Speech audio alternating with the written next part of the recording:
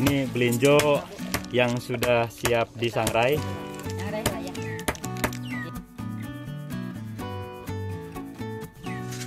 Kemudian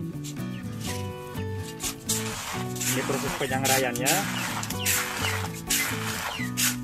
Nanti ketika sudah matang, maka belinjo yang disangrai ini akan diambil dengan cara seperti ini, kemudian dibawa ke tempat pemisahan tempurung melinjo dengan isinya.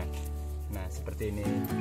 Kemudian nanti ibu yang mengemping mengambil buah melinjo yang sudah dikupas dan mulai digeprek, dipukul-pukul dengan batu bulat. Nah, seperti ini. Kemudian setelah digeprek, nanti akan disosok, diambil dari tempat ini, kemudian ditempelkan ke jerigen. Nah, setelah itu, setelah ditempelkan, nanti akan dijemur di bawah matahari yang panas. Ini proses penjemurannya